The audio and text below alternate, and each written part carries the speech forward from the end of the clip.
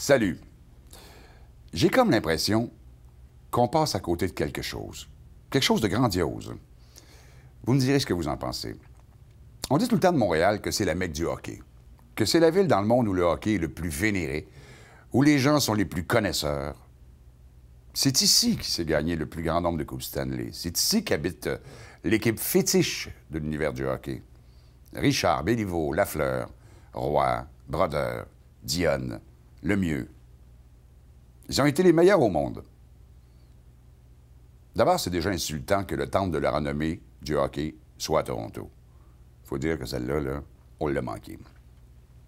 Je me demande pourquoi Montréal ne fait pas, une fois par année, un festival mondial de hockey.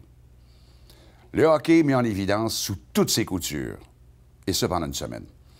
Au Palais des Congrès, expositions et rencontres de tous les grands dirigeants, de tous les fabricants d'équipements de hockey, de la Zamboni jusqu'au Jackstrap. C'est là, à chaque année, que les grandes marques annonceraient leurs produits, les innovations, les inventions.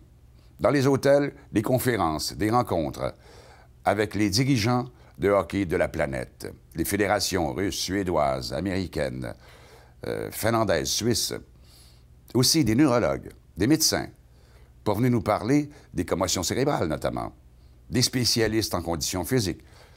On invite les plus grandes sommités du monde. Et simultanément, un tournoi mondial de hockey amateur pour trouver la meilleure équipe de boys au monde, la meilleure équipe de ligue de garage sur la Terre. J'imagine aussi un formidable festival de hockey luge, ou sinon du hockey de rue sur le circuit Gilles Villeneuve. Toutes des aires de jeu, une en arrière de l'autre. Dans les hôtels, des réunions des meilleurs collectionneurs de cartes de hockey à travers le monde. Un championnat mondial de hockey féminin. Un championnat mondial de hockey, justement, du hockey luge pour handicapés. Et je verrai aussi, pendant cette semaine-là, un match du Canadien, mais entre les périodes, une démonstration formidable.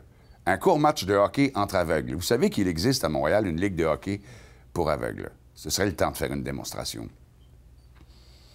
Un championnat de hockey sur table, des concours d'habileté.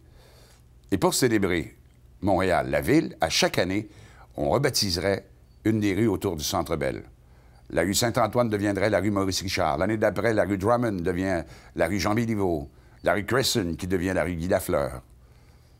Là, on deviendrait une vraie ville de hockey. Des leaders dans le monde. Imaginez les retombées économiques. Montréal et hockey, c'est naturel. Pour l'instant, on dort au gaz de Zamboni. À moins qu'on attende que quelqu'un le fasse à notre place. Ronron, petit patapon.